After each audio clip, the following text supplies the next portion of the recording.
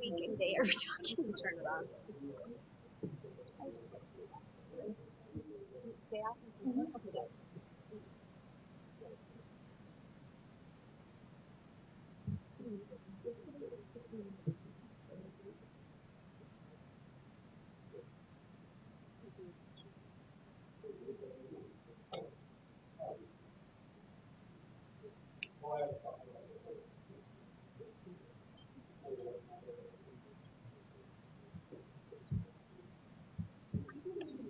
I said, if in my decision,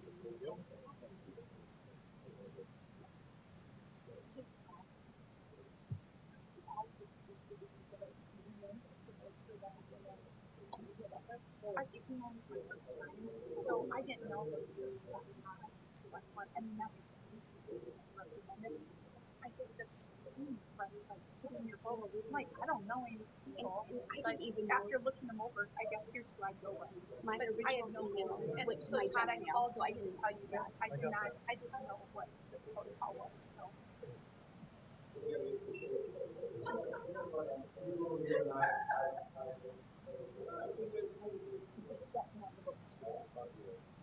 No.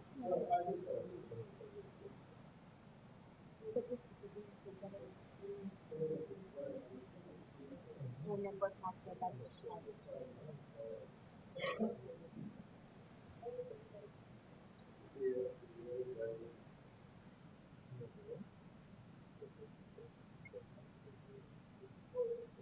But then you don't have to do it. You just need to do it.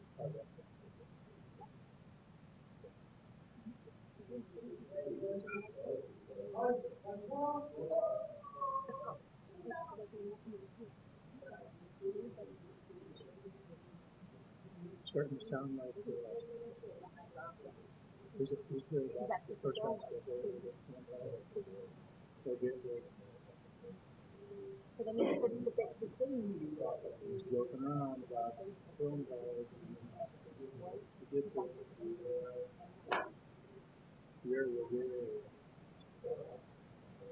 that's why I didn't.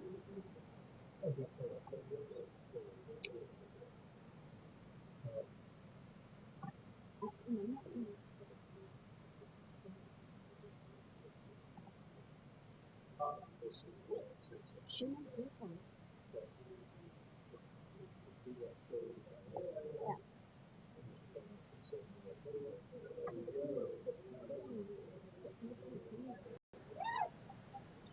Ready? Call to order the work session on FY21 budget.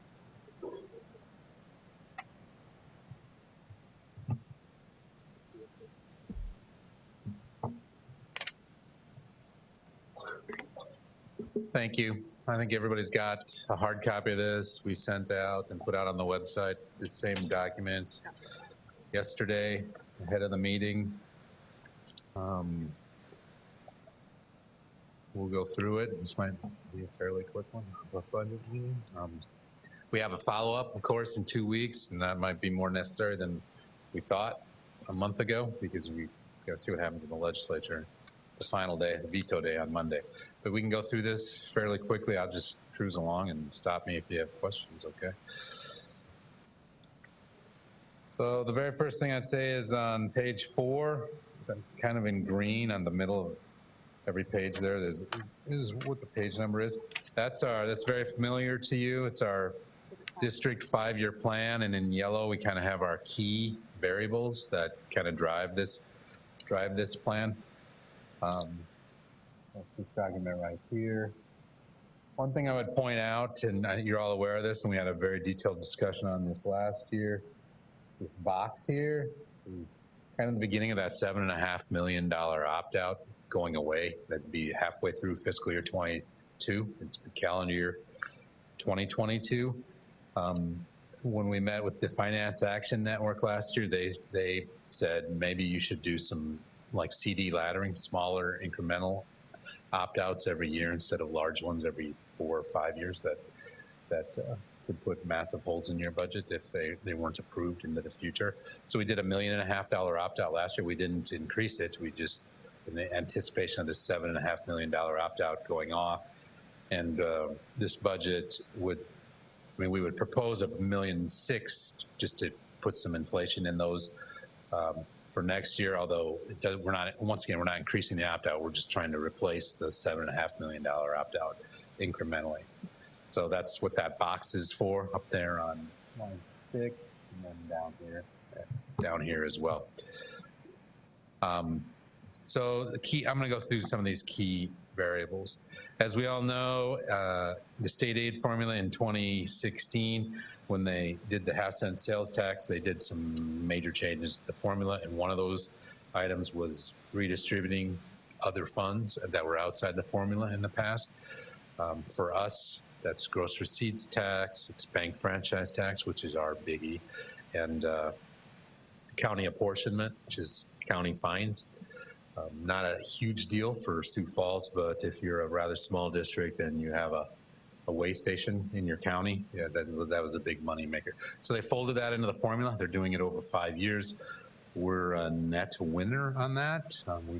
And so we're rolling in future funds there as they come in because they're phasing this in. That's what's happening on that other fund distribution line. And I keep pointing at it and nobody can see it. So.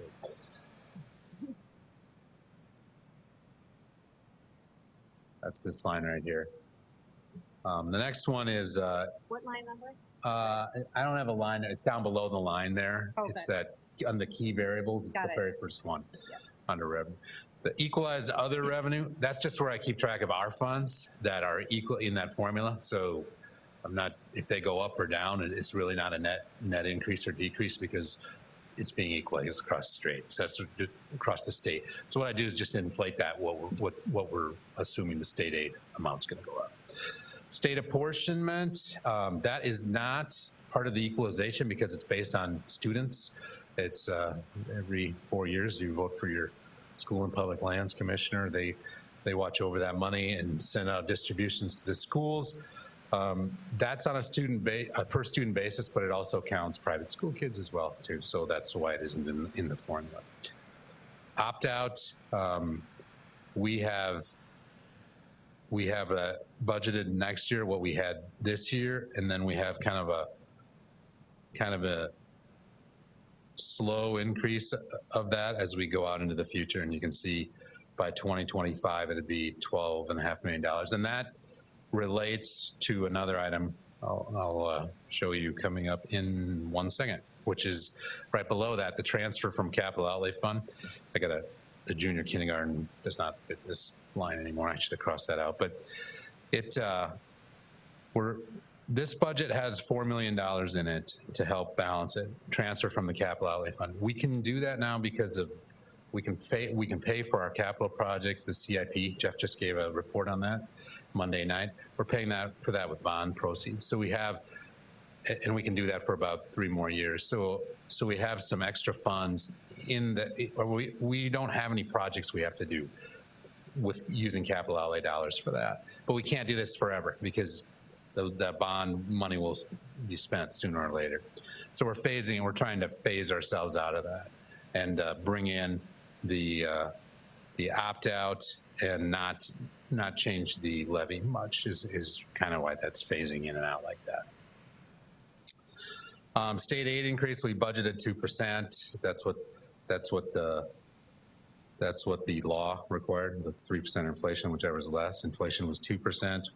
That was passed, but there is a question whether it's going to get signed, and they have one more day of the legislature Monday, so we'll know a lot more after that. All right, so if you skip down to the expenditures, which is right below that.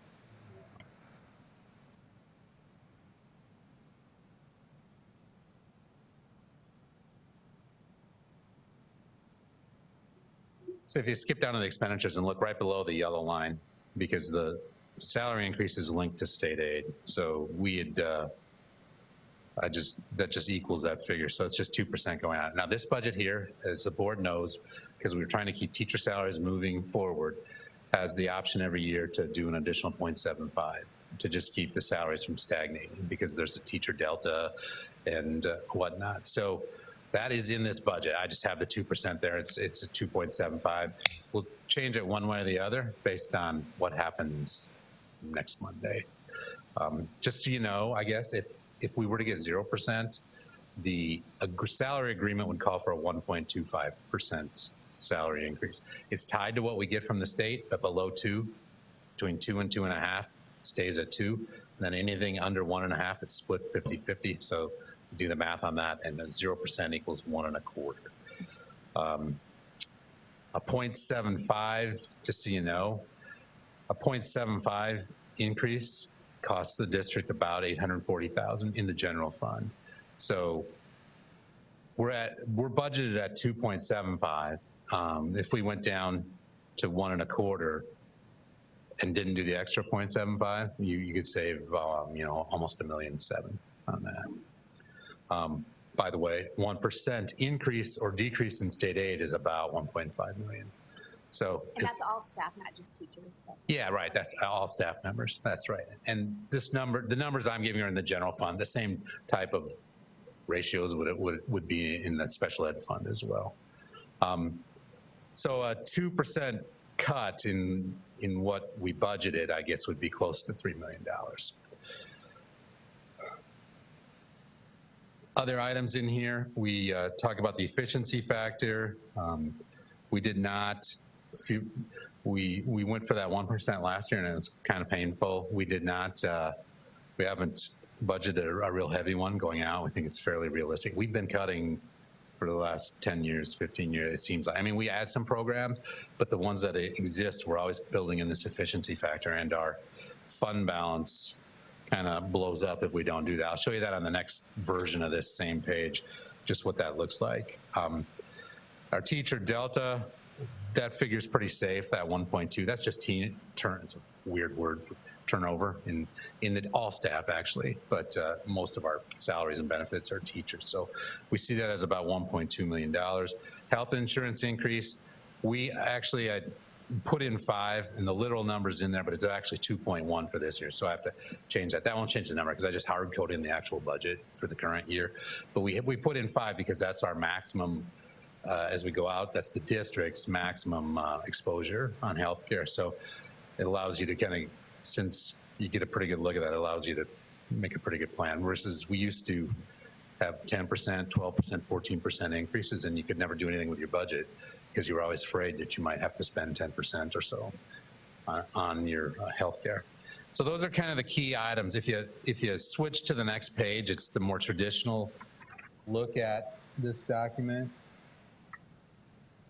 And I just, it's the same info, but what I wanted to point out is if you look at the kind of the very bottom of that efficiency factor, that's showing you, well, first of all, look at line 21. Our fund balance is right around where we want it to be throughout this, kind of spikes up at the end at 10.2. That's assuming these efficiencies carry on and, we get that. But if you look at what the very bottom, then line 41, if you look at what the efficiency factor is doing to this, but without it, our fund balance would be down at a low of 3.1 and down at 4.5. So that's the only thing I really wanted to point out on this. Oh, just one other thing. This current budget is going to spend about $223,000 if it works out as it is right now, $223,000 into the fund balance. That's a little different than when President Mickelson and Board Member Tolke are on our budget review committee. Since that time, I've adjusted down the interest income, which was based on last year and half of this year. It was about $1 million a year. I've cranked that way back down, and that's what kind of caused that number to actually go slightly negative. Next, we always include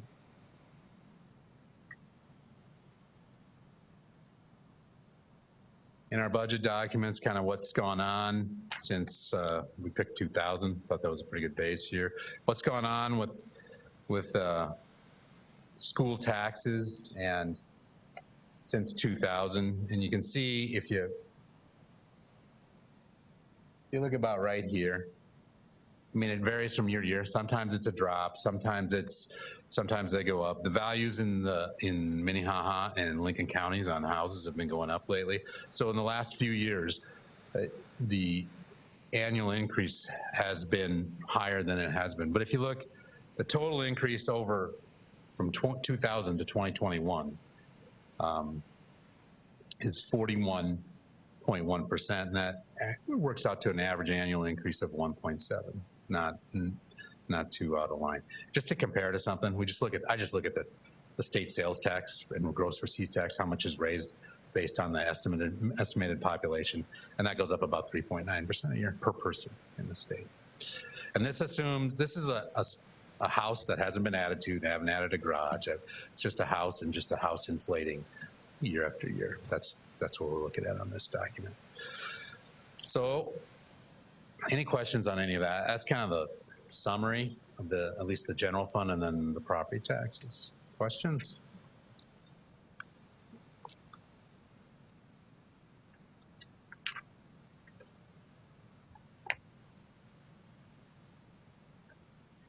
Don't want to spend a ton of time on this, but these are the general fund revenues as budgeted now. I just point out, like, the interest earned, that's what I just talked about a second ago. When we looked halfway through the year, we were right on to make our $1 million. We were $500,000 halfway through the year, and we were going to hit that. But interest rates are at or approaching zero, so we really scaled this back, and that was kind of the biggest change. Other than that, there isn't a lot of change in here. Like I talked about before, the gross receipts tax, the county apportionment, general state aid. I'm just inflating that at the state aid rate because that stuff gets equalized anyway. This year, we are going to come in really well on the bank franchise tax. I think it came out fairly well, although what all that means is 2 years later, you get less state aid.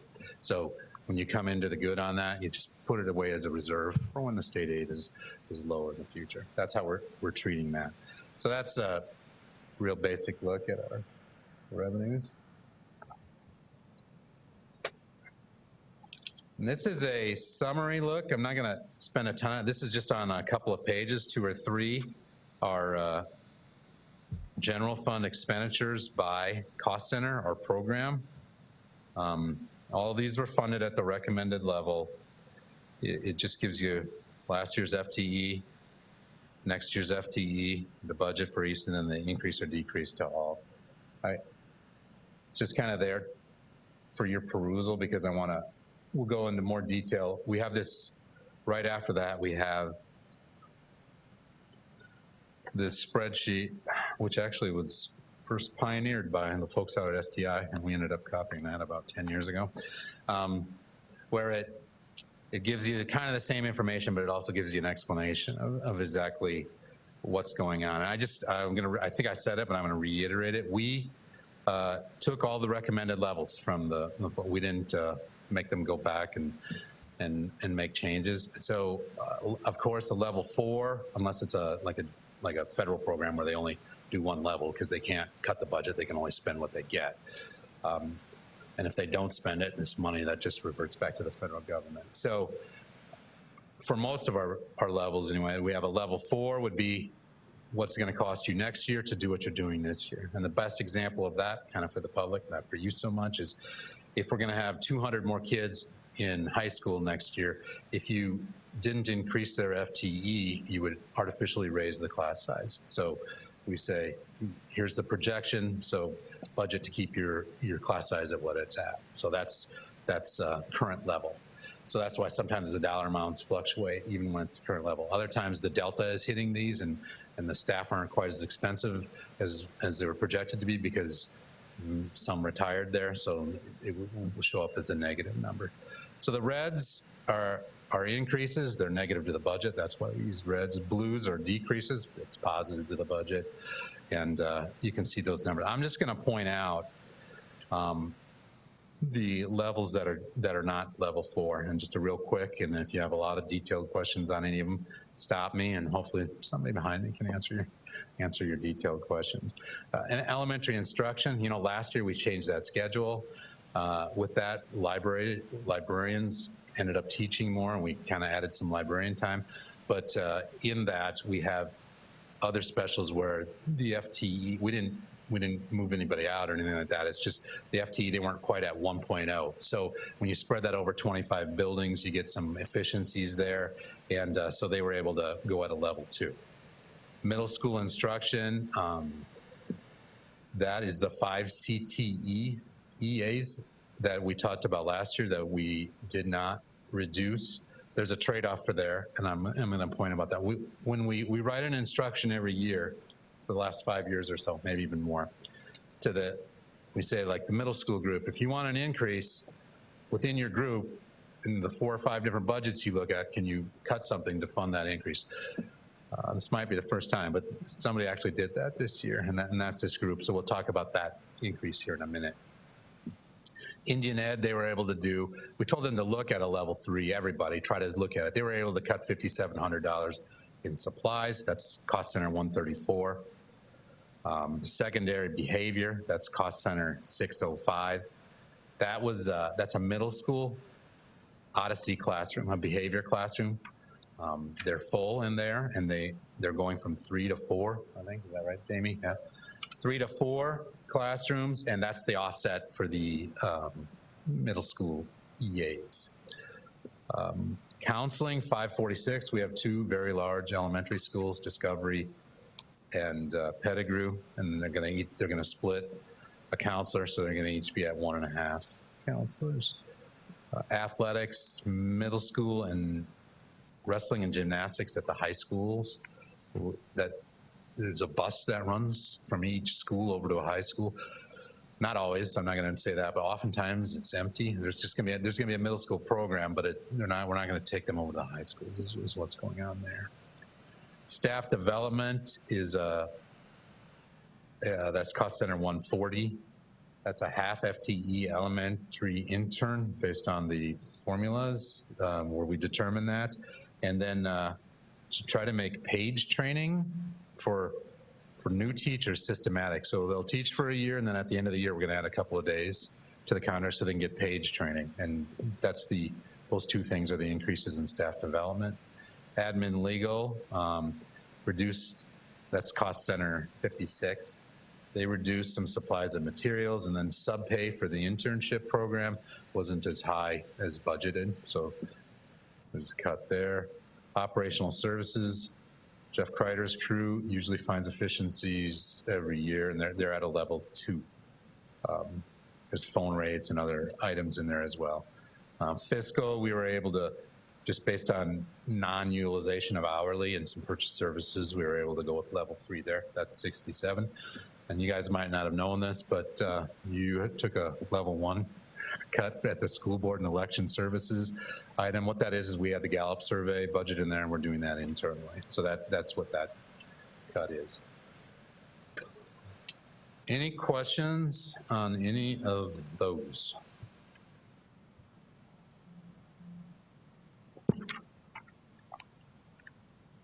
I'm going to catch up. Let's go through this.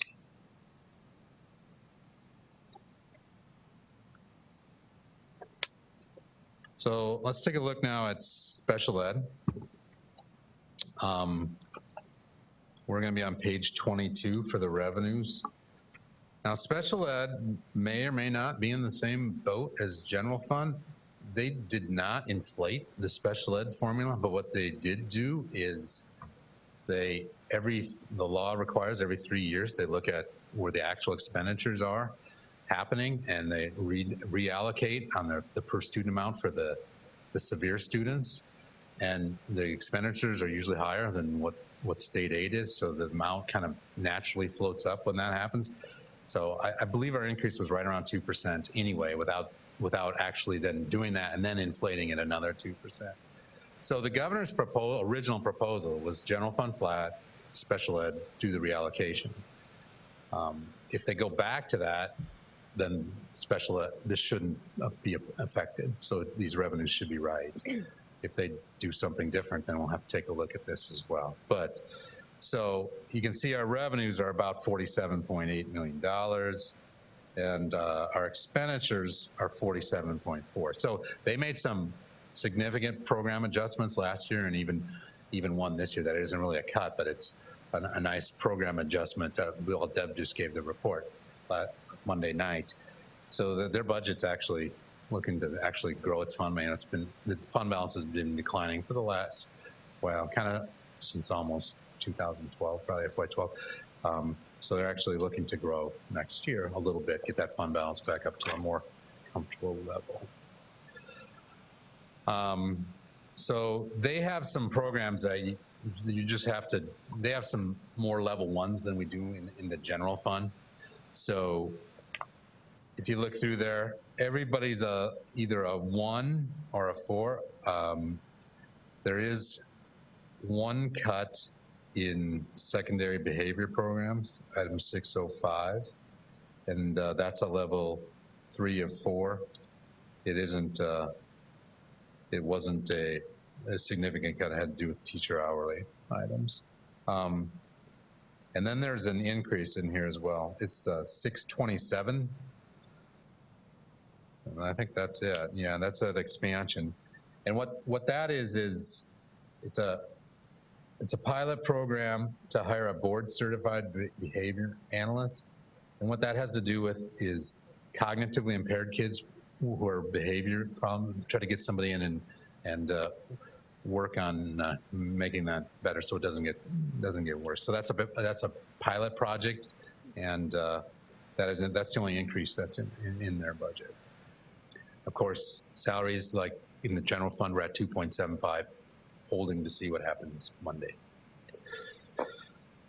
Next is the capital outlay fund, and there's our 5-year plan. I should catch up here too, sorry. Ann isn't here to make sure I'm moving this way.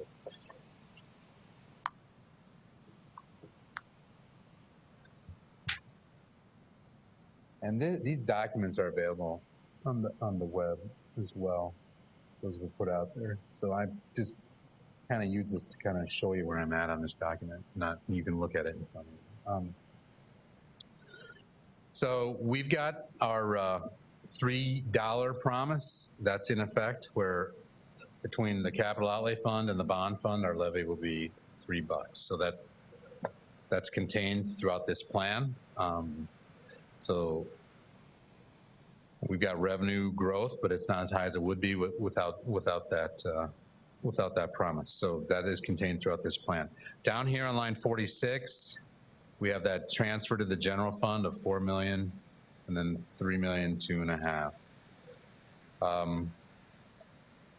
When you get down into what the CIP would look like, the CIP, we do have a fund balance at the end of FY21 of 3.6 million. We show that growing going down slightly to 2.2, and then 2.1, and then growing as we get out, where we're going to start need those funds. And remember, you don't have to have the cash. We don't usually fund large projects with cash. We usually do a much smaller capital outlay certificate issue, and so this money would actually move up into those items under lines 15 through 21, where that's our capital outlay service, debt service up there. Our replacement banks are in pretty good shape. We're actually tapping in to the wireless replacement bank and the technology AV replacement bank next year. We've saved up some money for the last couple of years to fund these expenses. Happen occasionally. They don't happen often. So you don't want to be hit and then have to scramble to find the money. So we just budget a little bit and drop it into the replacement bank. And now when we need it, it's available. And so we're tapping into that next year. You see that on the bottom. So behind that is the individual revenues and expenditures by program for the capital outlay fund. That cash from fund balance is tapping into those banks that we have there. And then we also have down here as an expenditure transfer out to the general fund. Biggest areas where we spend out of the capital outlay fund is debt service, renovations and maintenance, ongoing renovations and maintenance. Jeff has that big long 15-year plan that you see occasionally. that dictates what we put in the plan here, and it usually comes in under on that as well. And we do that every year. And then technology is usually about 4 million inflating that we plan. This year it's $8 million because we're tapping into those banks. You see that there. These are the requests or the fund. We did make just a few cuts. Everybody always, every year we knock down the capital outlay requests a little bit, but most everybody got a good portion or most of everything that they asked for. But there's a very detailed look at that available on pages 28 through 30. No, it's more than that. 28 through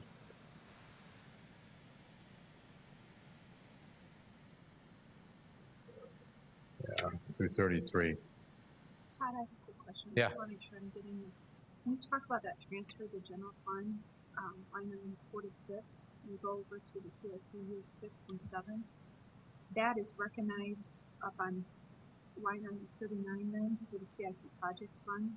Is that how that gets realized on page 26? Yeah, the transfer to the general fund, the $4 million, and Recognize them up on line 39. well, line 39 is the CIP projects fund, and that what goes into the CIP projects fund is what doesn't get spent or reserved in everything else in the capital outlay fund.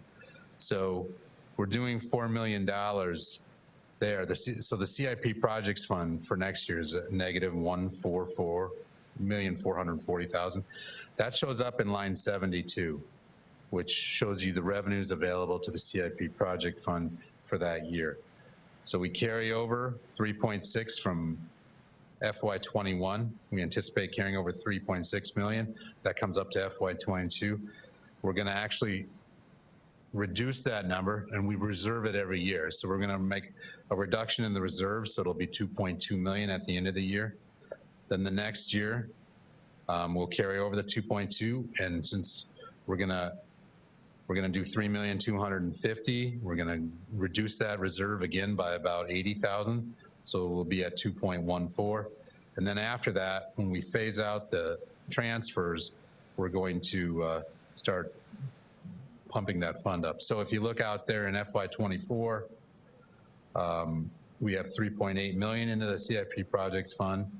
Coming into it that year, added to 2.1, so we're going to end up at 5.9, and then the next year it would be at 10.8, but we'll be tapping into that. So we just don't have the projects figured out yet, but there will be projects that will be tapping into that probably by FY25. So that kind of between now and 2025, you have $10.8 million to spend on CIP projects outside the bond fund. Does that make sense? So we're phasing out that general fund and calling it moving to that CIP. Right. Yep. Fund. That's right. Yep.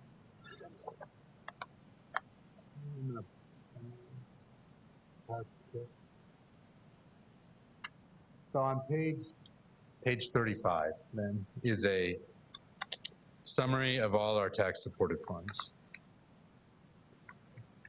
And those are the general fund, which we divide up into unrestricted, state aid, local property taxes, and restricted federal money, almost all exclusively federal money, except for the tournaments that Casey Miley puts on, and we get reimbursed by the state high school activities association.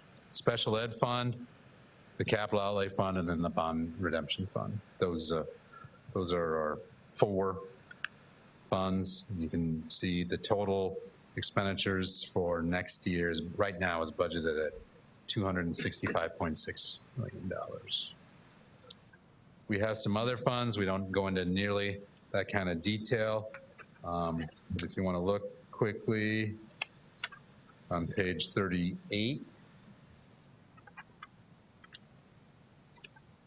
these are our self-supported funds. Essentially, they bill people, other funds, federal government. So reprographics fund is our internal service fund for copying, rather than having 40 buildings doing their own deal on copying. The reprographics fund handles that. ComEd fund, of course, house construction fund. So that goes back to when we used to sell the houses. Now the major materials are supplied to us, and we give them to the two different programs that fund that. We still have some money left in there, and we use it to buy equipment, essentially. Food service fund, of course, that's the school lunch program and breakfast. Capital projects fund, that's the money that's coming in right now from the bond fund. So the revenue is just transferring in from the bond fund to pay for these. And then, of course, the insurance trust fund, and that's about a 2.2% increase in our claims for next year.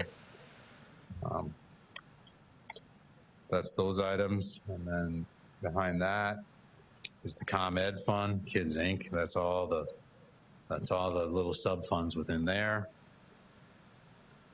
And then behind that is the summary of those. There's not a ton in there because they're just a one of one, and we're just spending, essentially they're spending a little bit into fund balance, but we can actually look at what those fund balances look like. We can probably bring that to you at the next 2 weeks from now when we go through this. Didn't think to bring that today. So anyway, that's kind of a fairly quick whip through of the budget. Todd and Cynthia had a little bit more detail as we prepared these. It's kind of been a weird year. Our big group didn't meet like we usually do because everybody kind of got what they were requesting, and B, we were in the middle of, or the very beginning of the cancellations due to the coronavirus. So I'd stand by for questions, and what I can't answer, there's folks who did all the details on this behind me that can certainly answer them if I can't. Just a quick question with technology here and so forth. Is this something, if this is a longer term break, we need to be looking more at technology, increasing our budget for not just devices, but connectivity for our students and families?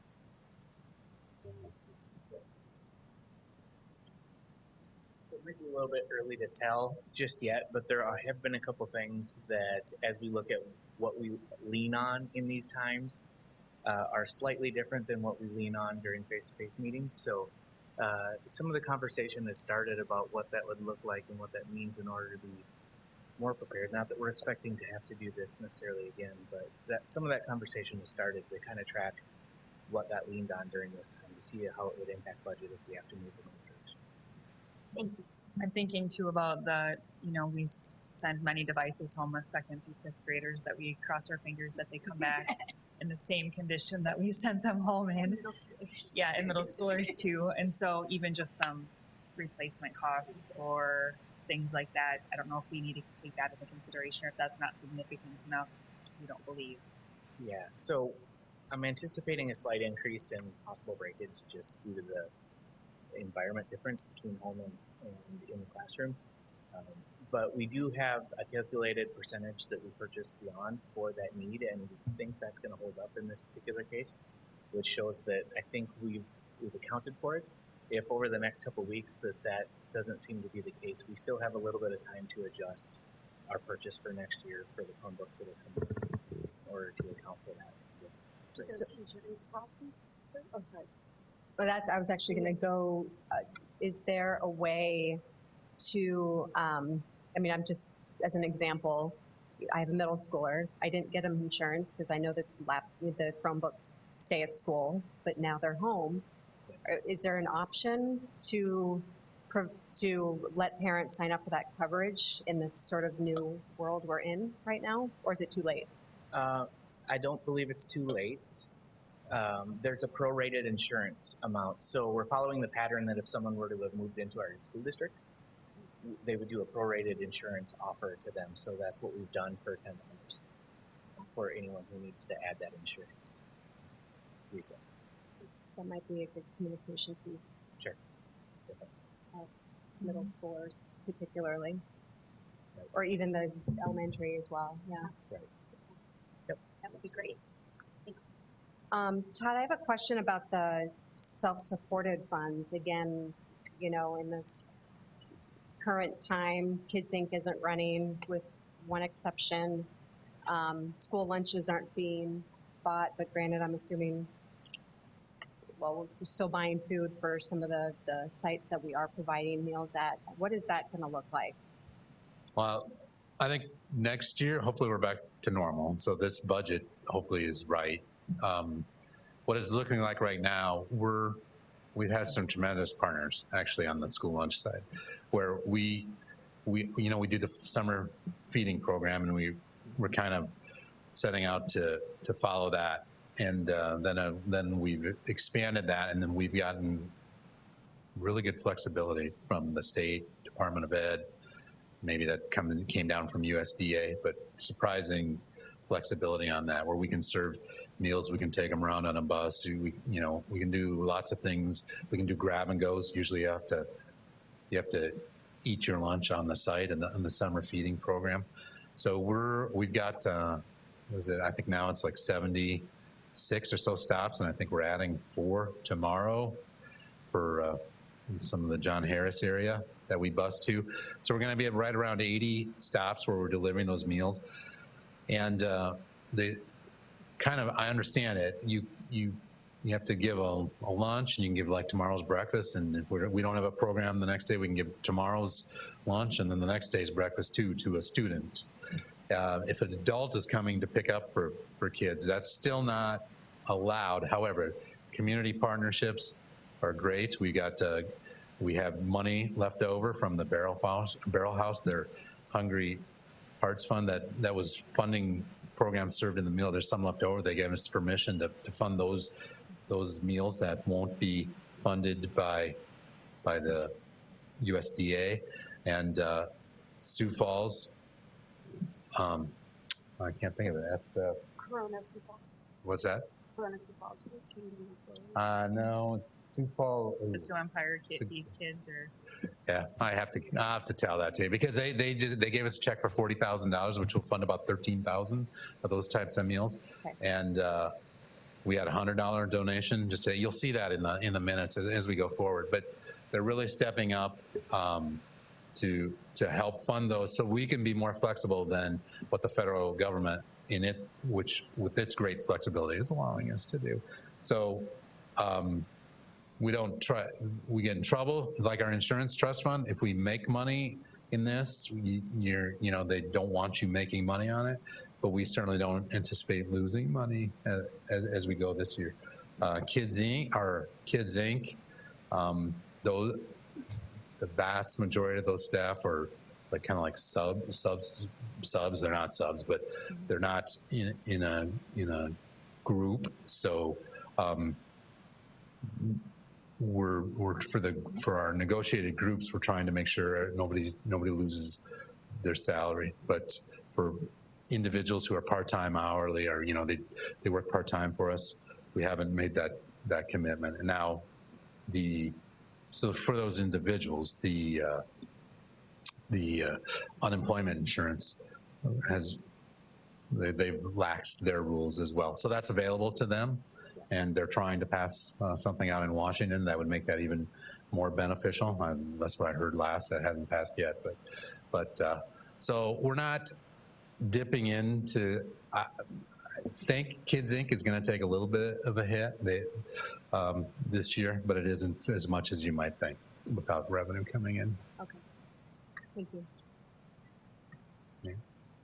Is that the money that we get from the federal and from the USDA, is that specific just to food costs, so that the 6 million?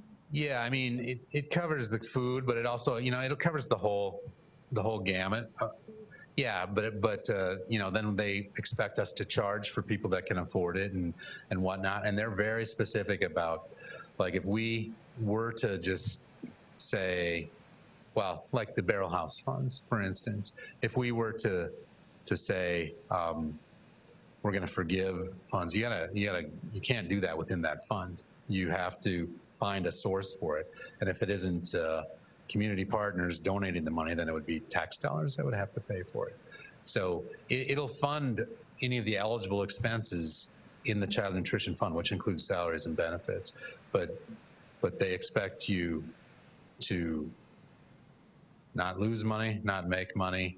And if you are losing money and and people are unable to pay and you're going to subsidize that, you got to subsidize that with some other funds.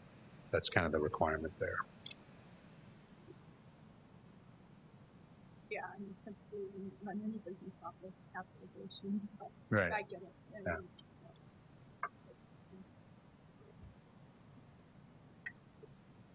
Any other questions? Well, we don't take motions, otherwise I'd tell you to acknowledge the report, but we don't usually do that in this. So we're set to come back in 2 weeks.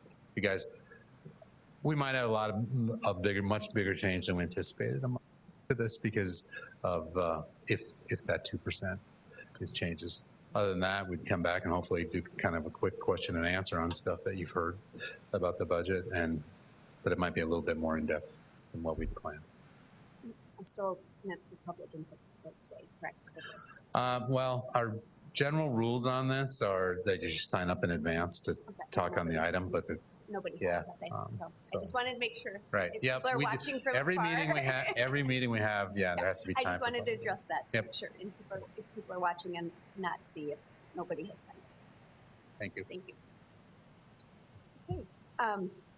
We also have a work session on April 8th, so if you prefer to give your school board committee reports at that time, you may. If anybody has any imminent report they would feel like they need to share any of that information, you sure may. Most of my meetings were canceled, except for budget, which we just had. So. Anyone else? Okay. If not, do I have a motion to move into executive session per SDCL 1-25-2, 4? Second. Motion and second. All those in favor signify by saying aye. Aye. We are in executive session.